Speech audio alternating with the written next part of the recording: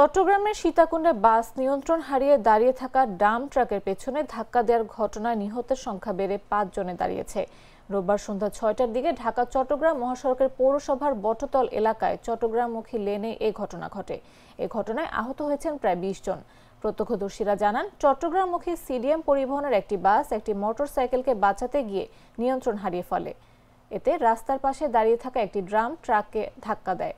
এতে ঘটনাস্থলে অনেক হতাহতের ঘটনা ঘটে। সীতাকুণ্ড উপজেলা স্বাস্থ্য কমপ্লেক্সের জরুরি বিভাগের চিকিৎসক বলেন, দুর্ঘটনার পরপর প্রায় ২৫ জনকে কমপ্লেক্সে উদ্ধার করে নিয়ে আসা হয়। তার মধ্যে ৫ জন মারা যায়।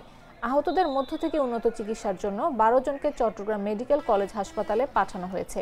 বাকিরা স্বাস্থ্য কমপ্লেক্সে চিকিৎসা নিচ্ছে। কুমিরা হাইওয়ে পুলিশ ফাঁড়ির ইনচার্জ মোহাম্মদ জাকির রাব্বানি বলেন, সর্বশেষ তথ্য অনুযায়ী ৫ জন নিহত হয়েছে। তার মধ্যে ৩ জনের পরিচয় পাওয়া গেছে। বাকি ২ জনের পরিচয় শনাক্তের চেষ্টা চলছে।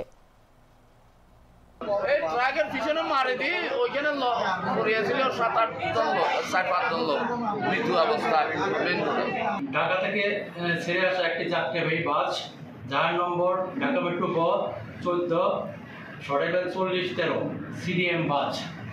এটা আমাদের কুমিরা হাইওয়ে থানাধীন সীতাকুণ্ড বটতল নামক স্থানে পৌঁছাইলে বাসের চালক নিয়ন্ত্রণ হারিয়ে সম্মুখে থাকা ধীরগতির একটি ড্রাম ট্রাককে আঘাত করে সেখান থেকে নিয়ন্ত্রণ হারিয়ে রাস্তার পাশে খাদে পড়ে যায়।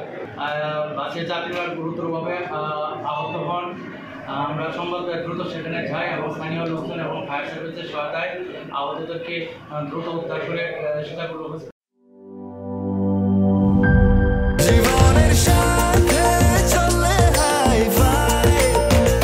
স্বাস্থ্যকর অল টাইম ফ্যামিলি কেক, সব সময় অল টাইম হেলদি লাইফ।